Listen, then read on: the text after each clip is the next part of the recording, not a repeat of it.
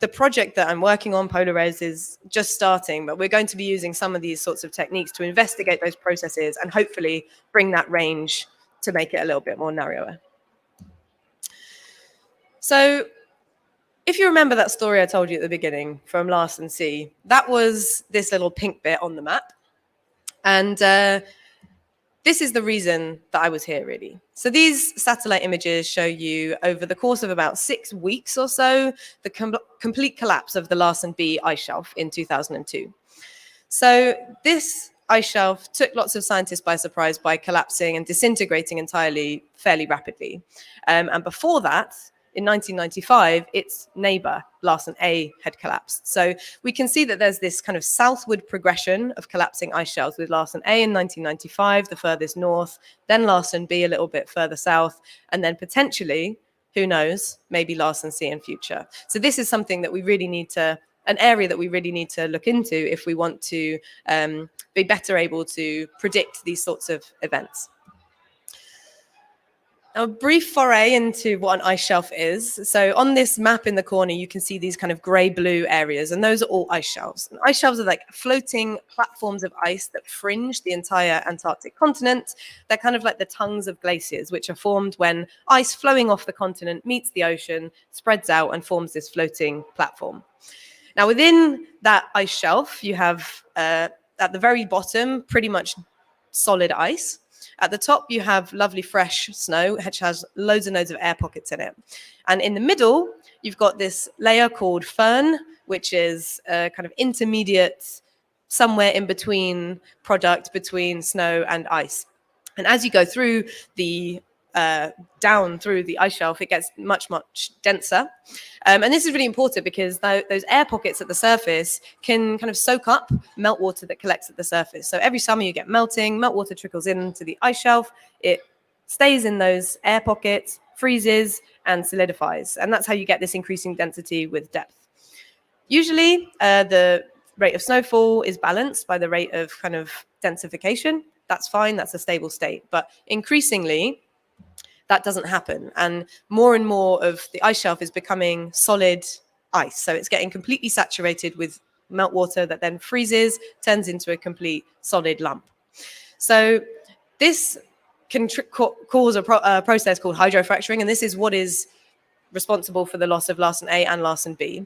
And hydrofracturing is literally just cracking by water. So when you've got a solid ice block of an ice shelf, when there are existing cracks and crevasses, any melt that happens at the surface can just trickle in, fill up those rifts, fill up those crevasses. And as it starts to fill up those crevasses, once it gets to this magic 90%, the weight and pressure of that water is so great that it completely propagates straight to the bottom of the ice shelf. All over the ice shelf this is happening, and the thing disintegrates into smithereens like you would have seen in those satellite images. And this process is driven almost exclusively on the Antarctic Peninsula by surface melting. And this is what it can look like in real life. This is a photo taken by a Basque colleague as they were flying over another ice shelf on the Antarctic Peninsula. And we really care about surface melting because those ice shelves act like a plug or a cork. So when you remove an ice shelf, all the glaciers that flow into it are able to flow unrestricted into the ocean. And although the ice shelf itself is already displacing its own weight in water, it doesn't contribute to sea level rise when it collapses. The glaciers that it holds back, when they start flowing into the ocean, that does contribute to sea level rise. So this is an indirect influence on global sea levels. I've been involved in some work by a colleague in Sheffield, Pete Tuckett, and his work has been looking with satellites at how much meltwater collects on the surface of ice shelves in Antarctica. And this plot in the central panel, which shows you the whole continent of Antarctica with red colors, shows you the kind of amount of surface melt that collects over Antarctic ice shelves. And then the little panels around the edges are zoomed in kind of individual ice shelves that show you the frequency of how often melting happens over specific ice shelves. So you're seeing the same sort of patterns happening every single year, which collects in the same places with the same sort of spatial patterns, which can potentially drive future collapses. And ice shelves across Antarctica are vulnerable to this process. So this is from a piece of work that I did a couple of years ago, projecting out into the future, again, using a regional climate model. And what we found was that at various different levels of warming, several ice shelves were particularly vulnerable to this kind of process. So some ice shelves tend to be very structurally resilient, purely because of geography or the way they are. So, for instance, this George VI ice shelf is squished in on all sides by rocks and land. So even if it melts really extensively, and in fact that picture from a couple of slides ago was over George VI, even if it melts very extensively, it's not likely to collapse because it's structurally very resilient. However, there are 4 ice shelves that we identified that at 4 degrees worth of warming particularly, but also at 2, are especially vulnerable to this kind of surface-driven collapse, including Larsen C.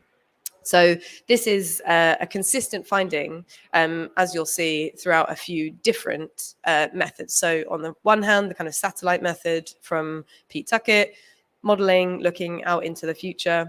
And then again, this is another piece of work that I've been involved with, which uses a completely independent method, which is an atmospheric way of thinking about the same thing. So rather than thinking about melt itself and simulating melt itself, we're thinking about what sort of temperatures might trigger the level of melting that would be required to trigger a collapse. So if you're interested, it's this atmospheric metric that tells you about the kind of the intensity of melt potential, which is calculated from probability distributions, which I've attempted to draw here very badly. But essentially what I'm trying to say is that the same ice shelves stand out using this method as with this one. You see the hottest, reddest, pinkest colors identify the places with the most risk or the hot spots for melting. And to predict that future of ice shelves, we really need to understand what is driving that melting, what's driving that temperature to reach the level that it's going to trigger melt. And this is from some work which I did in very, very fine detail, looking exclusively at the Larsen C ice shelf. So if you're interested, this is in 2 papers that came out this year. And we zoomed in over the Larsen C ice shelf to figure out basically what's causing, when we get huge amounts of melting in the summer, for instance, why is that? One of the primary ones, if we think about summer, when 90% of the melting is happening, you get really sunny conditions, that causes melting. You get cloudy conditions when they're very, very thin clouds. You can still get lots of solar radiation reaching the surface. That drives lots of melting too. You can also get these very warm, dry winds that come over the mountains. They also drive lots of melting. And you can get the combination of all of these 3 as well, which can add and enhance the amount of melt that we see.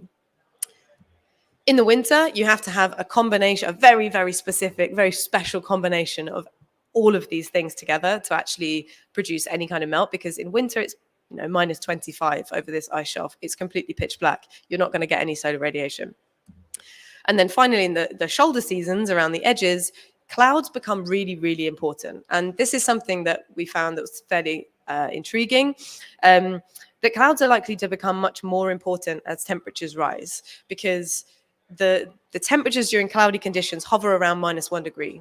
We know that the Antarctic Peninsula is warming very rapidly. It's likely to reach 0 degrees very soon. And at that threshold, which is the melt threshold, it's likely that these sort of cloudy conditions are going to become much more, conducive to melting. And we're going to see a Larsen C that looks a lot more like Greenland.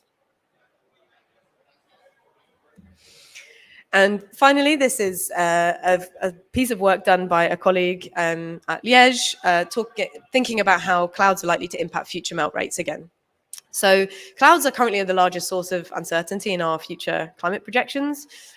Particularly, clouds can enhance melt via this melt albedo feedback. So BMO spoke about albedo, the reflectivity of a surface. So a bright white surface is very much like a mirror. It reflects a huge amount of incoming radiation back to space, keeps the surface relatively cool. But when you get clouds, it can trigger melting, and it starts to form these ponds like we saw in those satellite images, and those ponds are much darker than the surrounding white surface, so it absorbs more energy, and that produces much larger ponds, and it is a reinforcing loop. So you get more and more melting, and then when the clouds are gone, even the sun's energy can continue to do the melting. And this work by my colleague was looking at the kind of relationship between temperature and melt over time. And in Antarctica, you can see this relationship, all the different colors, different models again, all of them agree fairly closely, and there's a very narrow range when it comes to melt v temperature. But when we think about how much melt happens over time, there's a much larger range between models, partly because models have different temperatures that they think are going to be realized by the end of the century, but also very strongly because they all have different ideas about what clouds are going to do. And clouds are actually the largest driver of that big range of difference on the right-hand side. And that's mostly because those clouds have a strong relationship with infrared or long wave energy, which causes melting via this melt albedo feedback. This is just, there's lots of measurements going on, particularly at the British Antarctic Survey. We do a lot of work studying clouds and trying to collect observations. They're really notoriously difficult to observe directly. You have to fly through them. You have to go to Antarctica to fly through them. You can remote sense them by putting your instruments on the ground. And getting an overall picture of what clouds are doing is of paramount importance to reducing that range, that uncertainty in our climate observations, but also to understanding how the processes interact. So this is another project that's going on at the British Antarctic Survey that is aiming to do exactly that. And I just wanted to kind of end on why this matters. So ice shelves are very important. You know, they're these gatekeepers to future sea level rise. For example, we're seeing this ice shelf that is restraining the Thwaites Glacier in West Antarctica, which is down here on that little map you can see. And there's some signs that this ice shelf, which restrains that Thwaites Glacier, is starting to destabilize. And some research that came out last year suggests it could even collapse within a decade. And that would accelerate the already extremely high ice loss from this vitally important glacier in the West Antarctic region. And, you know, the loss of the Thwaites Glacier could be this trigger for entire West Antarctic ice sheet collapse, which could be potentially 3+ meters of sea level rise. So understanding the sort of processes and how ice shelf melting and loss in this important region has very, very real global implications. Although I should say that it's mostly not surface driven in Thwaites. So just finish with some take-home messages. I think the loss of ice shelves is super important when we're talking about sea level. It's often not necessarily thought about because the ice sheet is what directly contributes to sea level rise, but ice shelves can act as these kind of gatekeepers to that. They're vulnerable from melting from above and below. They're in this like melt sandwich. You get the ocean warming, get the atmosphere warming, and they're getting thin from both sides. And particularly on the Antarctic Peninsula, surface-driven hydrofracturing is very, very important. And regional climate modeling can be a really powerful way to explore these sorts of things in the future and also in the present when we have fairly limited observations. So thank you very much for listening. And if you have any questions, happy to answer them.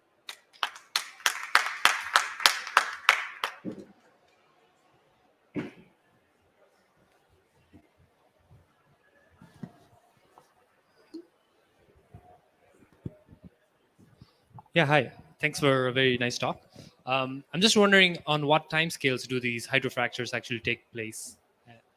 That's a two-layer answer, I think. So the actual collapse itself would take, in the case of Larsen B, it was the first satellite image was January 31st, and the second was, the last one was like 4th of April. So it's, you know, really quick, 6 weeks, 8 weeks, something like that. But what you need for that to happen is for it to have been kind of primed beforehand. So you need to have those successive years where the ice shelf is getting solidified, it's turning into solid ice. The snowfall is not replenishing it. So you have to have this imbalance for a long time. And, we think that was happening for a while in Larsen Sea because temperatures were rising so much. That seemed to have kind of slowed down a little bit now. But as the climate continues to warm, it's very likely to resume that trend. So 2 answers, I guess. It takes a long time, but the actual collapse itself is much shorter.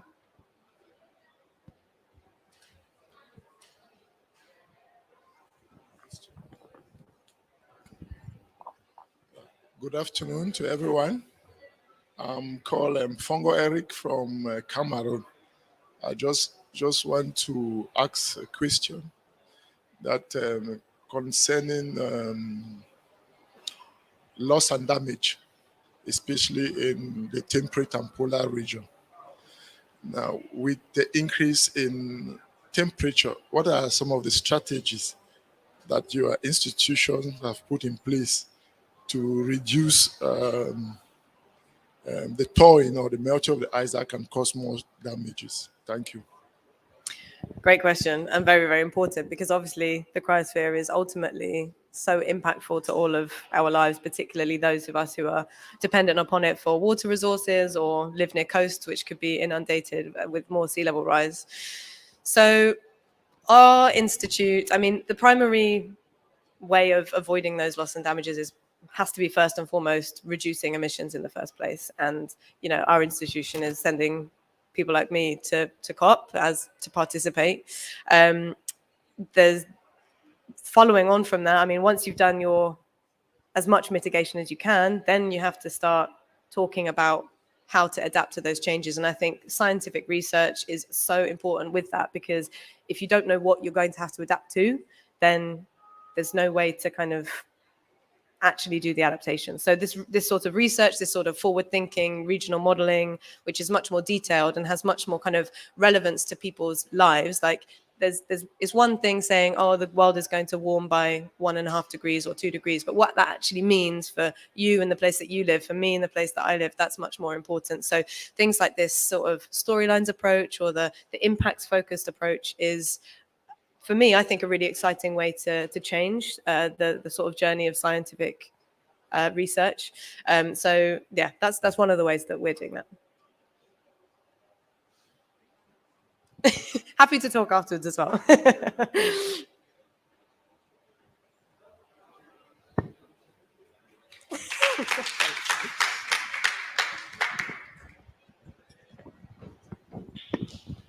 I'll leave that to you.